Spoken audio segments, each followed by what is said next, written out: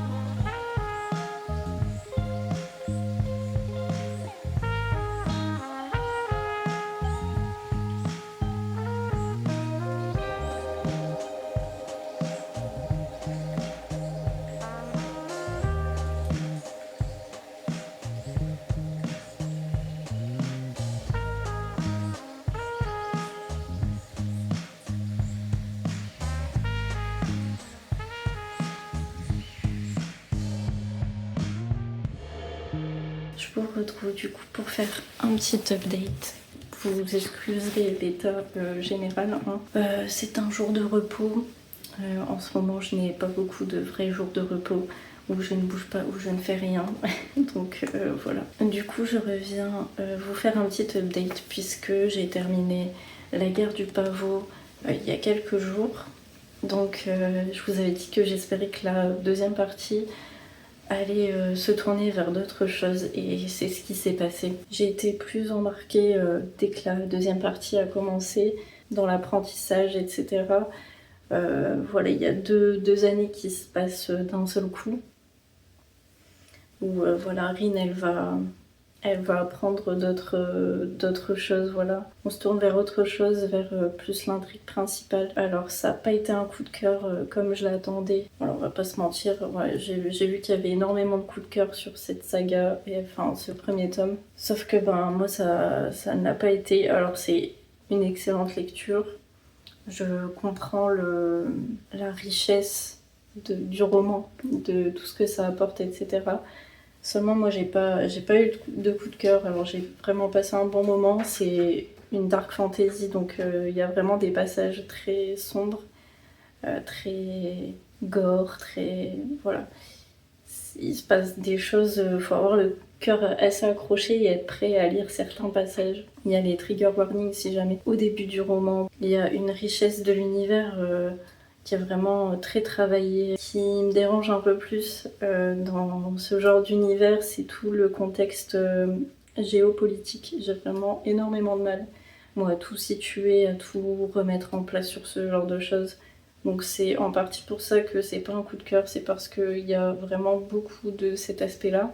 Il y a vraiment beaucoup d'enjeux politiques et de stratégie et tout ça, et ça moi c'est pas trop mon truc vraiment. Mais ce que j'ai vraiment beaucoup aimé, c'est en fait l'héroïne elle va faire des choix et c'est toujours des choix qu'on n'aurait pas forcément fait nous.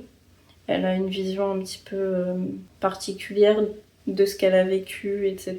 Donc ouais, elle va faire des choix vraiment qui vont l'emmener dans des aventures qui amènent encore plus de choses sombres. C'est vraiment une dark fantasy, donc ça c'est vraiment ce que j'ai bien aimé.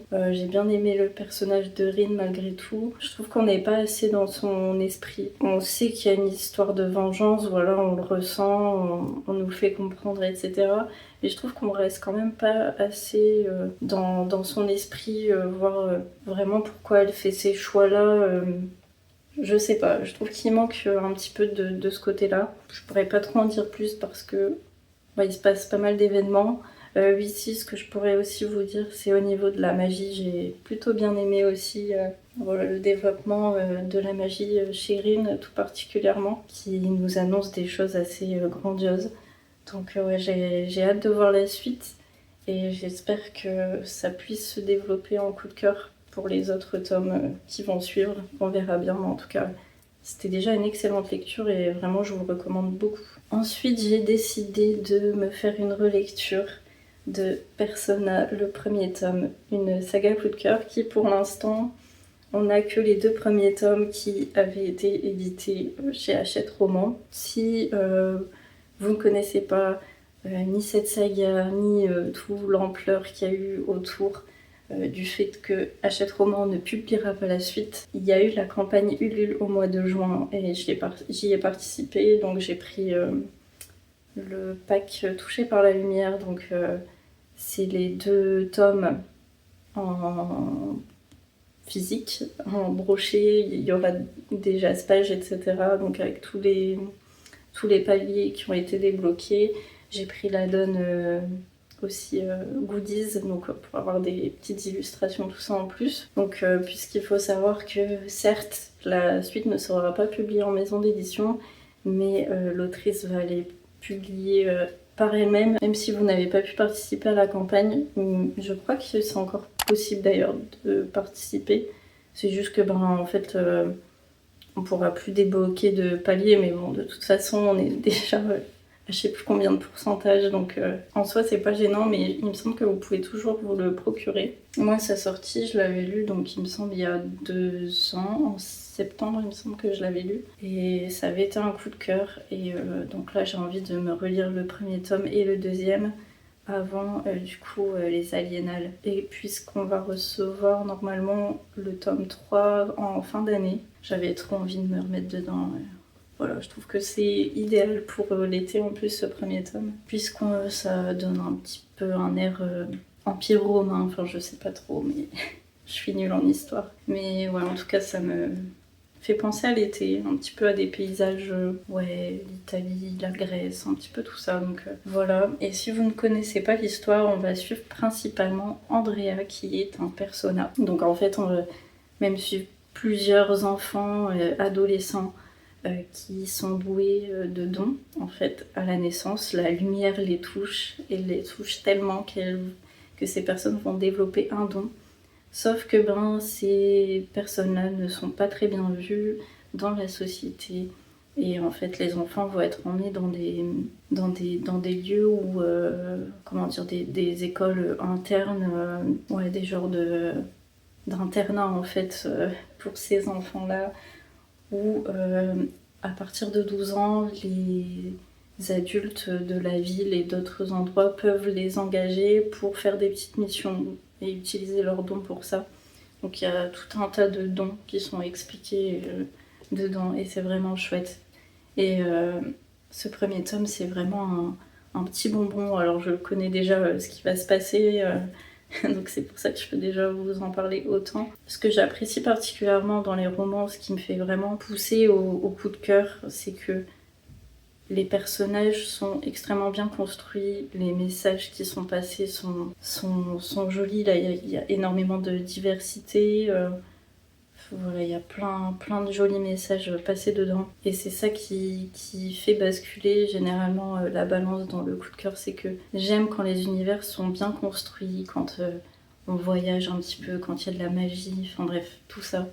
Mais si les personnages derrière sont pas construits, s'ils n'ont pas une histoire approfondie, voilà, s'il n'y a pas de lien qui se crée, etc., il va me manquer quelque chose. Et là, les personnages, c'est pépites, quoi. Donc ouais, là j'adore suivre Andrea et Pax. J'adore ce petit personnage. Pour l'instant, j'en suis là, donc il me reste pas grand chose quand même. Voilà pour les petites nouvelles.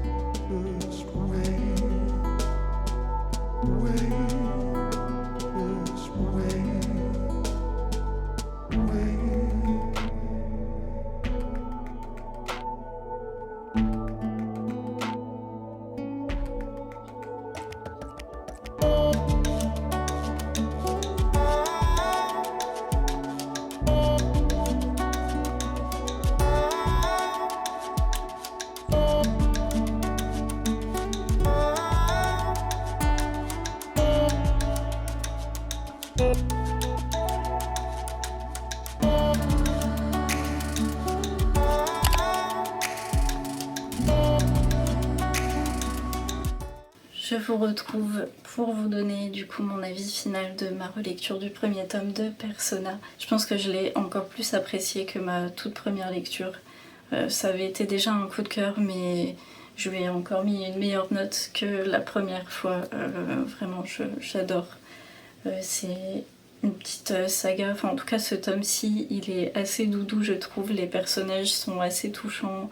Voilà, on reste un petit peu dans du young adulte, mais vraiment tous ces personnages, toute cette diversité. J'adore la relation particulièrement entre Pax et Andrea. Ce que je vous avais pas dit non plus, c'est que du coup dans ce tome, on va suivre plusieurs personnages pour une des missions, puisque à partir de 12 ans, en fait, les enfants ils peuvent être missionnés sur certaines choses et du coup récolter un petit peu d'argent. Et donc il y a une partie qui va du coup à l'institut, mais il y a une petite partie qui est pour eux, pour leur permission en fait. Ils peuvent sortir de temps en temps. Donc on va suivre un petit peu cette mission-là qui est en fait de kidnapper le fiancé de la princesse. Et du coup on va en apprendre un petit peu plus déjà sur l'univers qui les entoure et aussi sur les personnages, sur les dons qui est possible d'avoir. Donc c'est à la fois assez introductif et à la fois, voilà, je vous dis, on en apprend vraiment déjà beaucoup sur les personnages. Il y a tellement de beaux messages qui sont transmis, je trouve. Et donc les personnages vont aussi en apprendre un petit peu plus puisque eux, on leur dit qu'en gros, quand ils ont 18 ans, ils doivent soit se marier et dans ce cas perdre leurs dons, soit vouer leur vie au culte en fait et donc continuer un petit peu à utiliser leurs dons pour la société entre guillemets. Et donc ouais, on commence à comprendre surtout vers la fin que en fait on va partir vers d'autres horizons, tout ne va pas se passer comme prévu pour eux. De mémoire, le second tome est déjà un petit peu plus sombre, j'ai envie de dire. Donc ouais, je pense, vite le relire, le deuxième tome. Je pense me le faire en août du coup. Parce que là déjà rien qu'en terminant ce tome-ci, j'avais envie de continuer la suite. Mais ouais, bon, en tout cas, ça va pas tarder. Donc ouais, un premier tome, je dirais assez introductif. Une mission qui, voilà, semble pas forcément hyper intéressant comme ça, j'ai envie de dire c'est une mission un peu annexe, mais qui va amener à quelque chose de beaucoup plus développé par la suite, et surtout à partir du second tome. Donc voilà, là surtout ce premier tome, on se concentre, je vous dis, sur l'univers, sur les dons, sur les personnages surtout, qui sont incroyables, je les adore. J'adore cette saga, j'ai hâte de découvrir la suite. Ensuite, j'ai lu le premier tome du Pont des Tempêtes, donc je l'ai pris en version poche, puisque j'étais pas trop sûre d'aimer la saga, et puis je le trouve vachement plus joli en poche personnellement.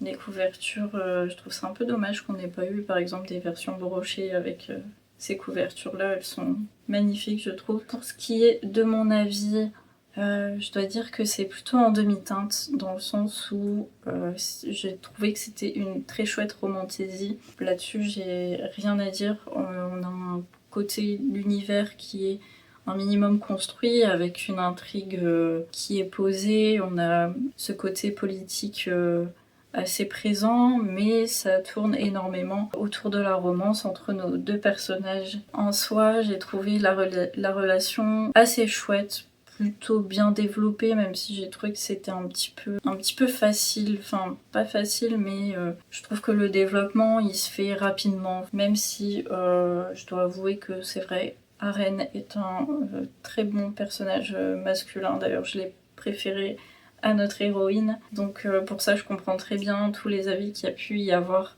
Maintenant, après avoir lu ce premier tome, j'ai pas forcément envie de découvrir la suite. Donc ouais, c'était, disons, une chouette lecture pour le genre que c'est. J'ai pas pour autant envie, moi personnellement, de continuer. Mais voilà, je peux comprendre pourquoi c'est autant apprécié. Sinon, là, j'ai tout juste commencé Rosen, je sais pas comment vraiment on le prononce, donc qui est de Laetitia Danaé, qui est une autrice française. Donc là c'est le tout premier tome, c'est une histoire avec des djinns. Alors je sais pas comment on prononce, je sais qu'on dit pas djinn normalement, mais voilà, vous m'excuserez. Donc ouais, j'en suis vraiment tout au début, j'ai lu 2 chapitres, hein, donc je pourrais pas vous en dire énormément pour le moment. Mais en tout cas, j'ai bien hâte de découvrir tout ça, en espérant ne pas être déçue parce que j'ai l'impression que cette année, il y a pas mal de déceptions. J'ai essayé de réfléchir et de faire pas mal de tri parce que j'ai l'impression... Je vais poser mon livre. J'ai l'impression qu'en ce moment, en fait, on se fait tellement submerger de sorties et d'avis littéraires. Voilà, il y a de plus en plus, je pense, d'influenceurs et d'influenceuses littéraires, ce qui est très bien, hein, j'adore ça, et j'ai l'impression que du coup tout est bien, et même des livres qui en soi ne nous auraient pas intéressés, donc comme là moi avec Le Pont des Tempêtes, qui de base ne m'intéressait pas, à force d'entendre des avis positifs, etc. J'ai voulu tenter, et effectivement, en soi ça reste quand même une déception parce que j'aurais pu lire autre chose. Donc je vais essayer de plus me recentrer sur vraiment ce que moi je sais que je peux aimer. Alors ça n'évitera pas les déceptions bien sûr, mais je vais essayer d'y réfléchir beaucoup plus. C'est pareil, on se laisse aussi beaucoup avoir par la beauté d'un livre ou ce genre de choses. Je vais essayer vraiment de plus mûrir mes choix dans mes livres. Parce que là c'est pareil, j'ai une palle qui commence à grandir de plus en plus et moi j'ai pas envie d'avoir une énorme palle. Je sais que ça peut plaire à beaucoup de monde de posséder énormément de livres, mais si c'est plein de livres que j'ai pas encore lus, moi je trouve que ça met une pression énorme et c'est encore plus difficile après de choisir vers quoi je vais me diriger. Donc voilà, je vais essayer de me poser un petit peu et de vraiment bien réfléchir à mes futures lectures. Du coup voilà un petit peu pour ce plan, je vous retrouve plus tard. On se retrouve puisque j'ai terminé du coup le premier tome de Rosen de Laetitia Danae. Donc là c'est aux éditions J'ai lu, mais il est aussi disponible en version, alors je sais pas s'il en reste encore collector du coup chez Plume Blanche, sinon c'est en brochet, toujours chez Plume Blanche. Donc j'ai vraiment beaucoup aimé ce livre. C'est à la fois je dirais une sorte de romantaisie sans vraiment en être une, puisque notre héroïne principale, donc Rosen, elle est pas si intéressée que ça, mais ce premier tome tourne essentiellement autour de dates, etc. Pour vous expliquer ça, en gros, on va suivre 3 sœurs qui sont des djinns, et en fait c'est très mal vu, et là elles vont devoir se rendre sous l'obligation, j'ai envie de dire, de leurs parents, essentiellement du père, dans le peuple des Dagnir, si je dis pas de bêtises. Et en fait, elles vont devoir épouser des princes qui font partie de là-bas. Donc en fait, elles vont aller là-bas et elles vont devoir avoir des rendez-vous avec chacun d'eux pour savoir vers qui elles pourraient se tourner pour se marier. Donc c'est pareil du côté des Dagnir, en fait, ils sont 3 frères. Et donc elles vont à chaque fois passer des rendez-vous avec chacun d'eux, donc on va aussi apprendre à les connaître. Rosen, elle va pas se marier, mais elle va quand même jouer le jeu, puisqu'elle a une mission, c'est de libérer son peuple.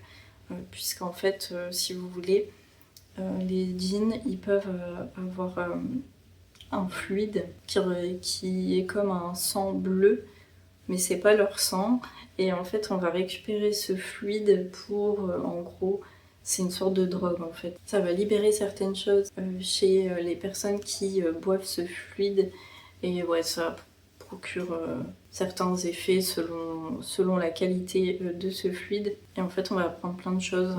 Elle va se rendre compte que finalement en fait, comme j'ai vu juste après Le Pont des Tempêtes, je trouve qu'il y a quelques petites ressemblances, cette histoire en fait son père lui a menti, elle a grandi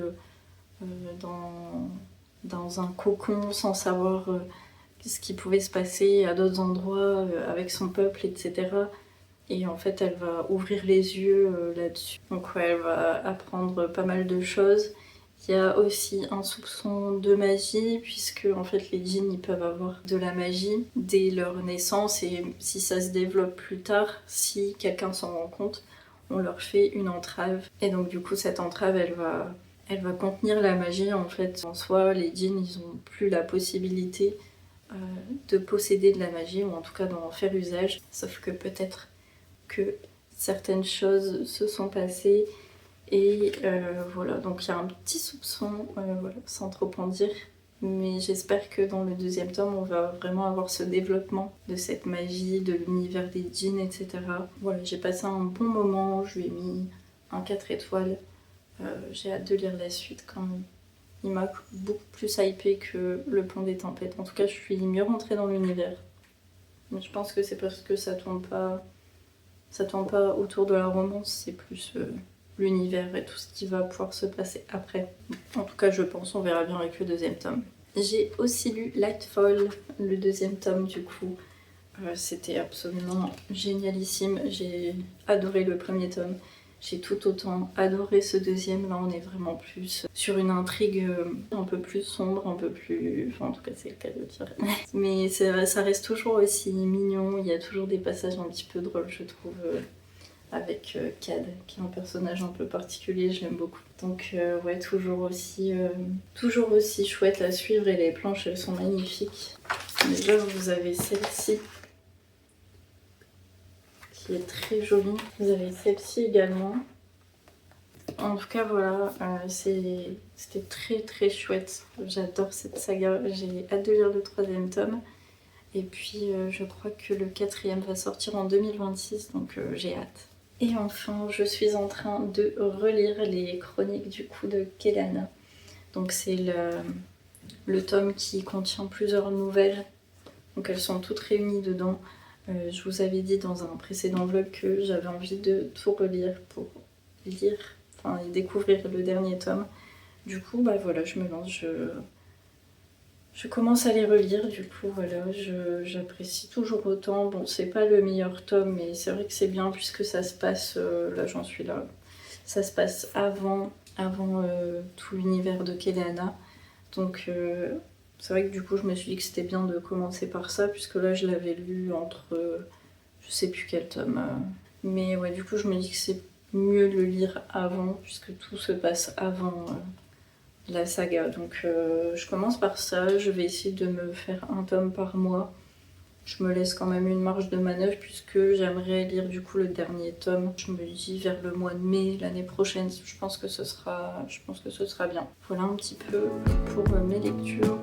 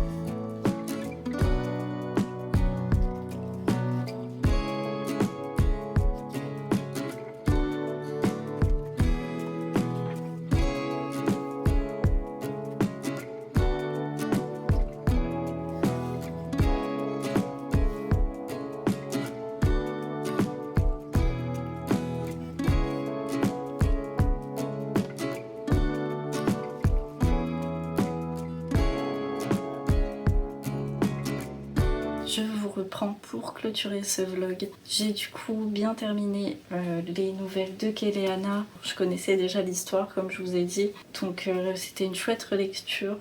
J'ai hâte de me replonger dans la saga. Alors je sais que les deux premiers tomes, en particulier surtout le premier, voilà, ils sont pas exceptionnels, hein, mais en tout cas j'avais envie de retourner au départ de la saga, voilà, me remettre tous les éléments, redécouvrir tous les personnages, etc. Donc ouais, je suis vraiment contente de me refaire cette saga qui est vraiment excellente. Mais ouais, pour moi, cette saga-là, c'est vraiment la meilleure, et je le répète et je le dirai toujours, de Sarah J. Maas. Sinon, j'ai lu The Witch and the Bull par Moonzia, voilà, qui est aux éditions Coda, celle-ci, donc de Albin Michel.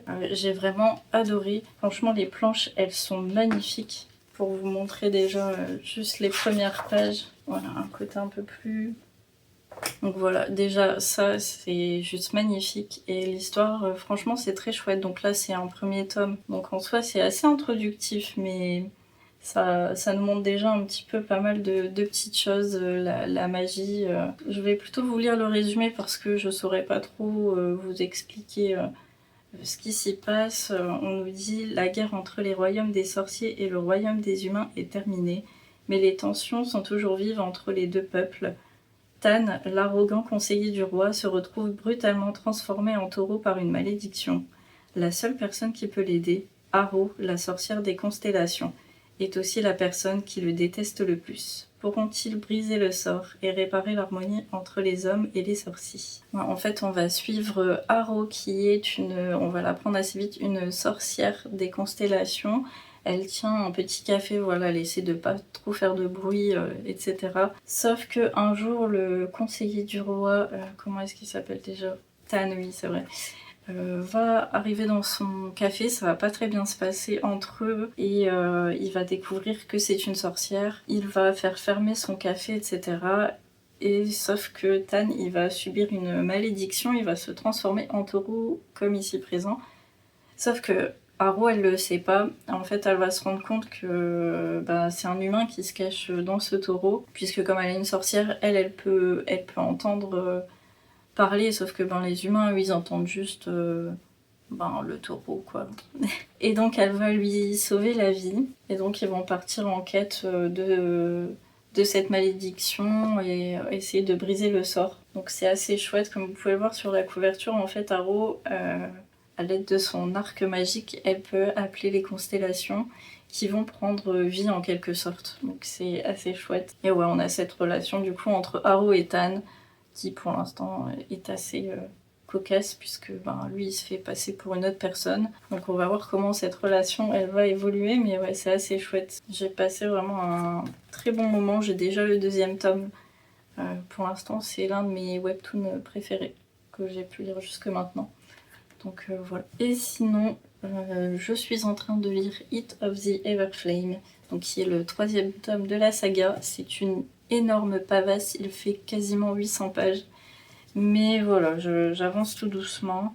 Là, j'en suis au chapitre 18, donc à la page 166. Voilà, donc ouais, je vais l'avancer tout doucement. Ce tome-ci a l'air vraiment beaucoup plus développé, j'ai envie de dire. Je sens que ça va être mon préféré pour l'instant de la saga. Je le sens, je le pressens. Ça amène vraiment beaucoup de choses. Je commence à plus m'attacher au personnage. Je sais plus exactement ce que j'avais vraiment pensé du tome 2, mais de mémoire là, depuis le temps, je crois que je l'ai lu il y a 2 mois pourtant. C'était chouette, mais c'est pas marquant en fait comme histoire. En tout cas les 2 premiers tomes. Le 2e était beaucoup plus centré sur des révélations, etc.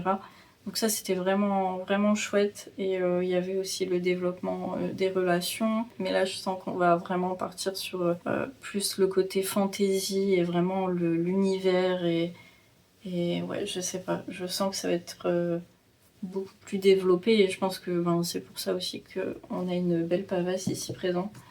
Donc ouais, on verra bien. Ce sera du coup pour le vlog du mois d'août. On aura cette réponse. Voilà. Sur ce, moi je vous laisse là. C'était pas, je pense, le vlog le plus passionnant. Voilà. Mais bon, c'est un peu les vacances d'été, va-t-on dire. Mais bon, j'espère quand même que vous avez passé un bon moment. Je vous ai au moins donné quelques avis. Sur ce, je vous dis à une prochaine et je vous souhaite de bonnes lectures.